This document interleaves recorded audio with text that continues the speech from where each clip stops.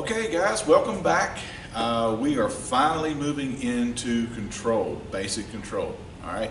So far we have built our three-phase. We know all the components in the three-phase, what they do.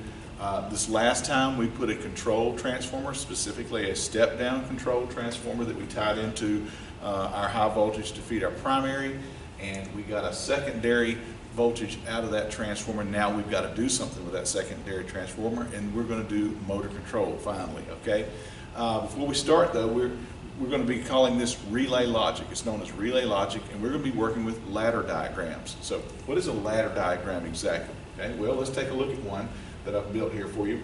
This is coming off the secondary of our transformer. Okay.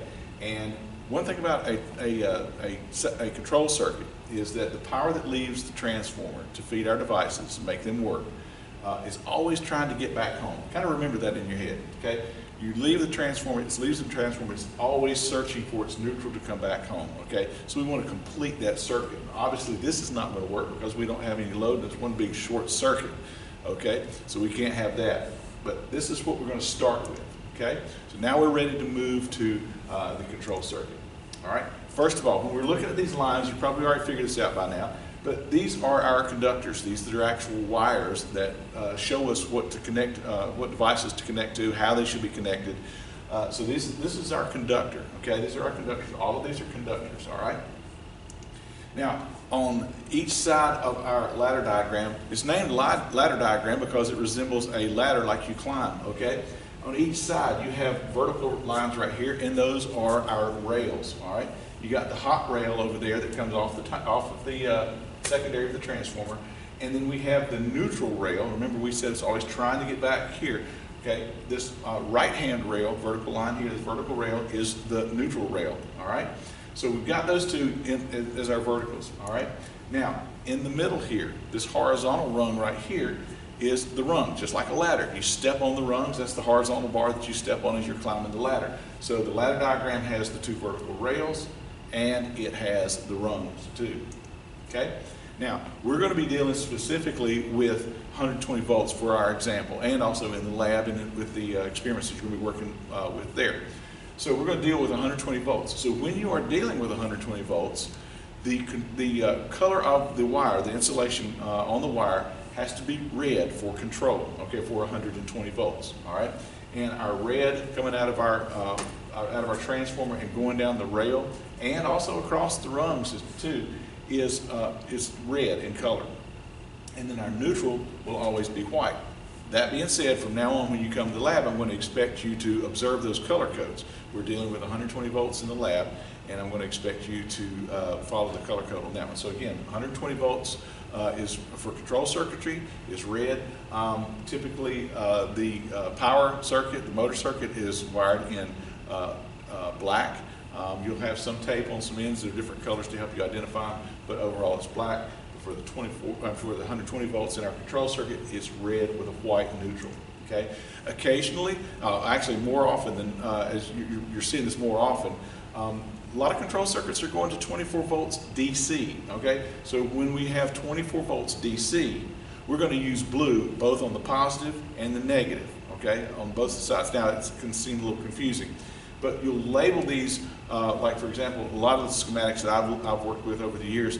When you have a 24 volt DC control circuit, the wire coming off the positive side will be it'll be labeled with something like 24 VDC, volts DC plus, and then the negative side will be 24 VDC negative, and that's how you tell the difference, because both the positive and the negative on the 24 volt system is blue. Okay, but like I said, we're going to deal with 120 volts. Now there's one more component for our ladder diagram that I want to talk about, and it's the rung number. The rung number is critical because that helps you navigate an entire control schematic. A control schematic can be spread out over 6, 8, 20, 30, 40 sheets, okay, for your diagram. It can be spread out across that, and it's very difficult to know how to find the part you're looking for that you suspect is either bad, or if you're wiring a panel, you got to be able to follow this in logical order. That being said, we use our rung numbers that are always over here to the left-hand side. Typically, they start out with the low number, which is 1, and they go 2, 3, 4, and we're going to see some more of those a little bit later. they follow some type of numbering scheme. They're not all the same. Different engineering companies and different outfits will use different numbers. They have their own numbering schemes, but they all, in general, will follow some type of a hierarchy there with the numbering 1, 2, 3, numerical order, I should say. So that's our rung number. Okay. So the first component we're going to add to our ladder logic, our relay logic, is an input device. So what is an input device? Well, I got a couple of examples here, and we'll go into them in a little bit more detail. For example, in this one, we got push buttons, a couple different kinds. We got a selector switch. An input device could also be a photo eye, okay? It could also be a limit switch. If a part on a conveyor, for example, were to hit this roller right here, it makes and breaks our input. So there's a ton of different types. On our screen here, I got some push buttons, some other limit switches similar to the one I showed you. A photo eye very similar to the one I showed you. This is a proximity switch where something has to be very, very close for it to sense it or detect it. We'll move into that in the next class, but these are all input devices. So some characteristics of input devices. Number one, they simply pass the voltage to the next device in line. Okay, so if I've got 120 volts, for example, if I've got 120 volts coming to my limit switch, okay, when we make that limit switch, it passes the voltage on down to the next device in line with our ladder logic. Okay. The other thing is they don't do any form of work. Now, by work, I'm talking about converting the electron flow into some form of work. We've talked about this before, but I'll go over it real quick. Anything that, for example, for a light, okay, we are converting the electron flow into heat that's visible in a range that's visible to us in an incandescent light. Okay, with a motor, which is we're going to deal with in this class a lot, we are converting that electron flow into rotary motion. It's electromechanical motion. Okay, so but our input devices, they don't do any of that. They simply pass the voltage straight through, and very little resistance at all.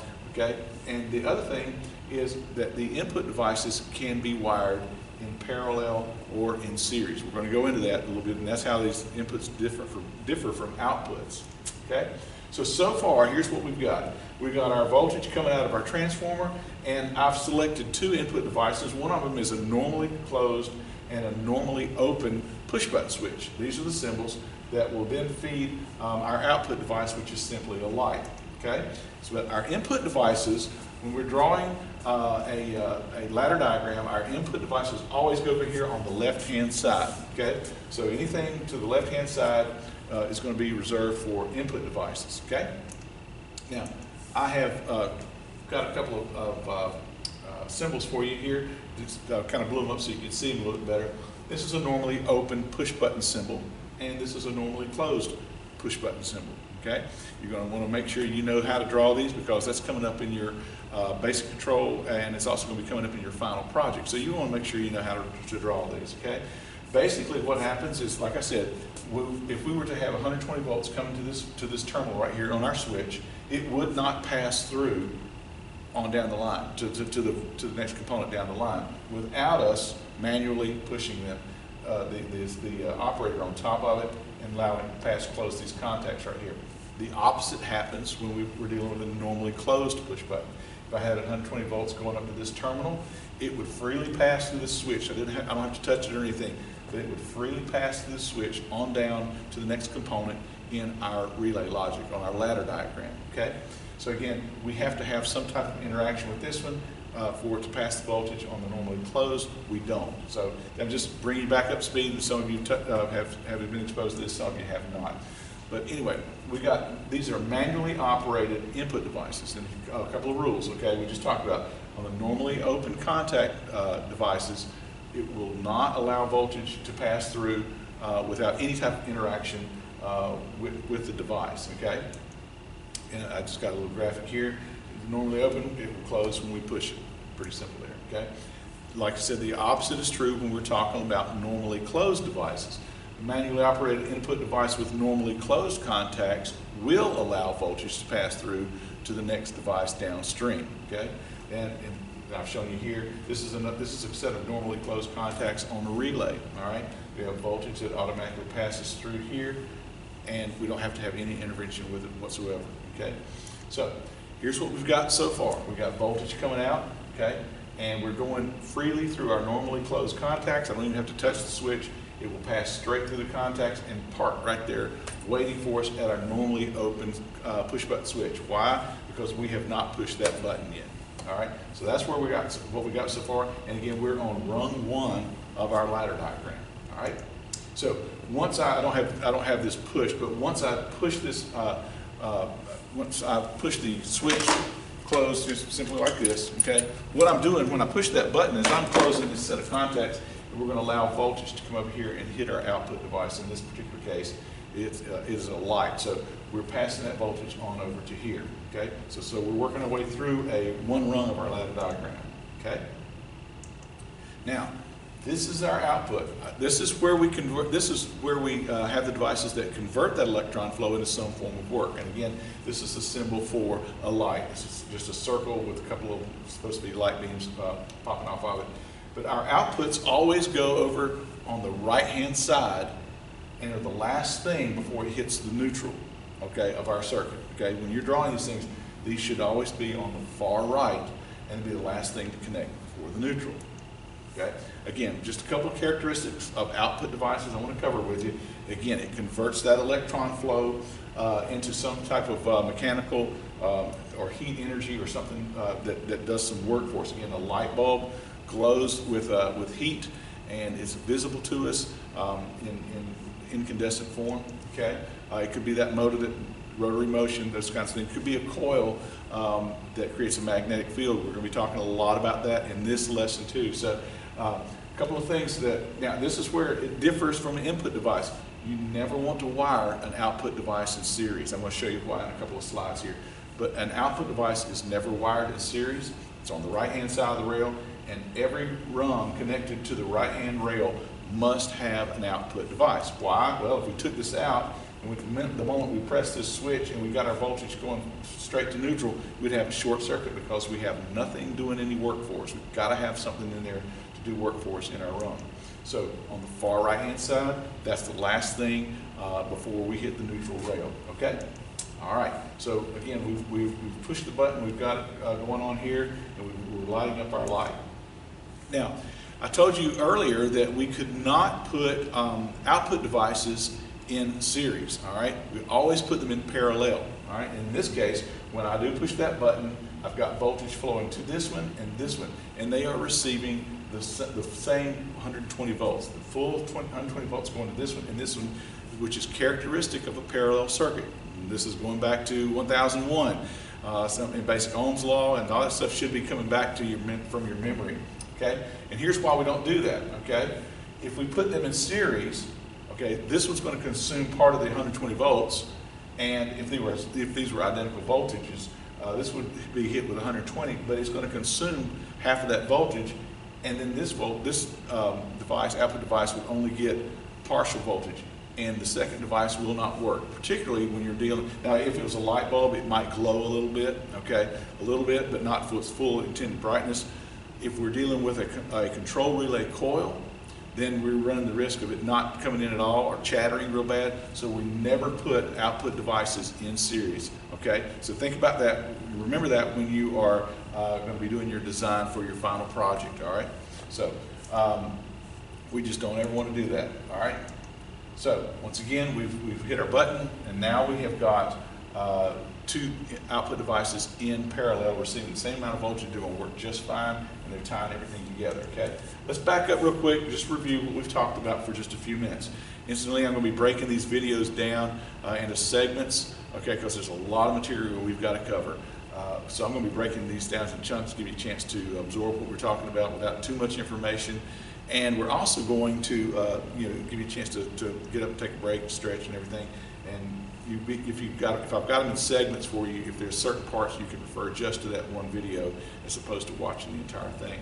But anyway, we're going back and we're going to fire this thing off, and we're going to pass voltage. Once I press this, the voltage is going to pass through, and we're going to hit both of our output devices. okay? So I do want to talk a little bit more. This is going to be a little bit more for this particular lesson, or for this particular segment of the lesson. I want to talk to you about numbering a ladder diagram. Okay, this is all building up your project. This is all stuff that you've got to know when you get ready to go out in the field. All right. So we're going to talk about the numbering. All right. First of all, we talked about our rung number. That's critical right there. This is the rung number right here. Okay. But each circuit has to have its own identification number. Notice I said circuit and not each individual wire. Okay. For example, we come off of here, and we've got wire number 1. And typically, the wire coming off the secondary, the transformer, is labeled number 1. All right. And usually on the neutral side is always reserved for number 2. Okay. So you've got a 1 for your power and a 2 for your neutral. We come out of our transformer, and remember that little dot right there is that connection point, okay? So we're going to branch off, we're going to make a connection, and we're going to branch off and make our rung, okay? Now, when you're doing your numbering, okay, you go into one device as a number, and then you come out of that device as another number. You notice here I'm going in as number 1. We're connected right here, so that's still number 1. That's number 1, that's number 1. We're still connected. We're going into my device, and we're coming out of the device, and we're coming out as number 3. Remember, number 2 is reserved for neutral. So we're coming out as number 3 and going into this device, okay? So we're going into the normally open contact of our push button switch as number 3, because it left the normally closed switch as number 3. It's coming over here, and it's going to come in as 3, and it's going to go out as 4, okay? So this is going to come out as 4, and we're going to go into our light bulb as number 4. So, and then of course the neutral side of the light bulb is always going to be number 2. Okay. So a couple of rules on that. The number 1, or some variation. Sometimes like I said, it's a lot like the rung numbers. Different engineering firms will use different numbers. But they usually start very low with a 1 or some form of 1A, whatever the case may be. But it typically starts numerically, okay? And 1 is, or some variation of that, is always reserved for the hot side, okay? The hot leg coming out of the transformer, okay? And the number 2 is the neutral side going back to the transformer. And everything else in between gets filled in with the numbers other than 1 and 2, okay? It goes, like I said, it goes into one device as one number and comes out the other. And when we're wiring things up, particularly in the lab, you always want to wire coming in to the left-hand side and going out on the right-hand side, or coming in on the top and going out on the bottom. Just depends on how they're configured. Okay. So again, this is our numbering system. So when I go out and I open up a panel and I've got to troubleshoot something, and I know that this particular light is out, okay, it'll have an identifier for me. I've got to find out from my schematic what wire is providing me power to this light bulb right here. Well, I need to go in my cabinet and look for a wire number 4, okay? It's coming off of a switch. And also one other critical thing too that I don't have it here on the slide, but this is very, very important. This shows us how things are electrically connected in our circuit. This is not where they are located geographically or physically, I should say, on the machine, okay? That normally closed push button and normally open push button are not 3 inches apart or 4 inches apart. They could be 50 feet away from each other, okay? But they are electrically connected, so don't think that this is the way they are set up on the machine or where you'll find them. And the light bulb is not, 10, 12 inches away from the switch. It could be, like I said, 50 yards away. But my point is that this is how they're electrically connected and not where they're physically located, okay? So I'm coming out of my transformer into this device as 1, on rung 1, coming out as number 3, because number 2 has already been taken for a neutral. We come into the push button switch, the normally open one, as 3, and we come out as 4, and of course we tie in to the neutral afterwards too. Notice there's that connection point too as well. Okay, so that's what I've got for you so far. Take yourself a break, come back for the second segment of this, and we're going to start moving into control relays and motor starters. We're going to start with motor starters because that's what we're all about. We're trying to start some motors, okay? So come back and watch the next video, and I'll see you then.